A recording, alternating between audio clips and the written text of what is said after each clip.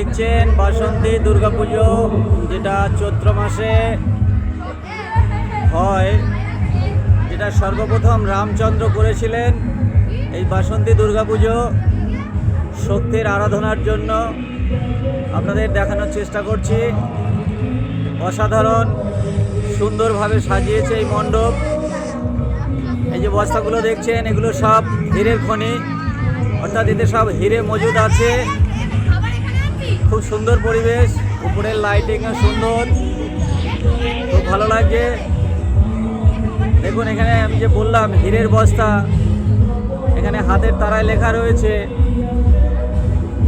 তো খুবই ভালো হয়েছে, অসাধারণ সাজিয়েছে। যারা প্যান্ডেলের মধ্যে রয়েছে একবার ঘুরে দাঁড়াবেন, খুব ভালো লাগছে। এখানে দাদারা এখন প্রায় রাত 10:30 বাজে, এই সময় ঠাকুরকে দর্শন করতে এসছে। সঙ্গে আমিও একটা সেলফি নিলাম। বন্ধুরা সবাই দেখতে থাকুন বাসন্তী দুর্গাপুজো, যেটা বেদবেরিয়াতে হচ্ছে। দীর্ঘদিন ধরেই এই পুজোটা হয়, আমরা আসি, আপনাদেরকেও আসার জন্য আমন্ত্রণ জানালাম। জয় মা দুর্গা।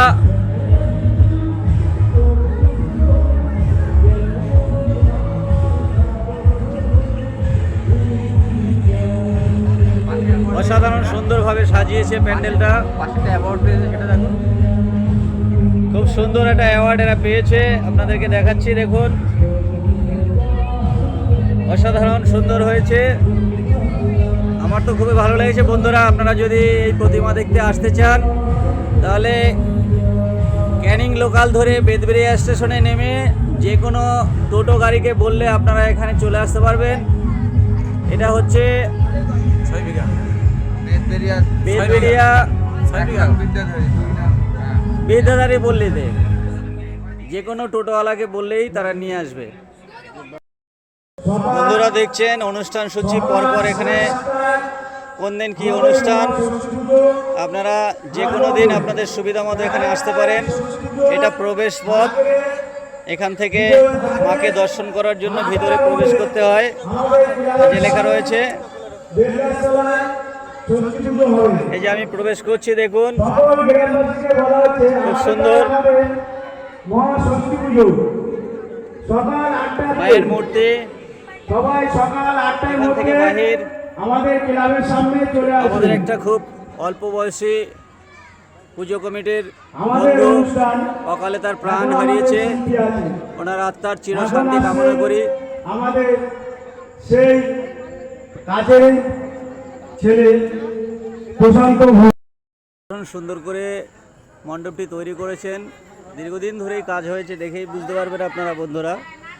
বিভিন্ন রকম কারুকার্য এখানে রয়েছে এবং মণ্ডপটিকে খুব সুন্দর করে সাজিয়েছে। এখানে যারা রয়েছে দেখতে পাচ্ছেন, খুব সুন্দর। আপনারা যে কোনো দিন আসতে পারেন। মেলাটি চলবে এক সপ্তাহ ধরে। আজকে মহাষষ্ঠী। প্রতিদিন এখানে বিভিন্ন রকম সাংস্কৃতিক অনুষ্ঠান হয়। এই মেলার বৈশিষ্ট্য আজকে রয়েছে ফুলগান।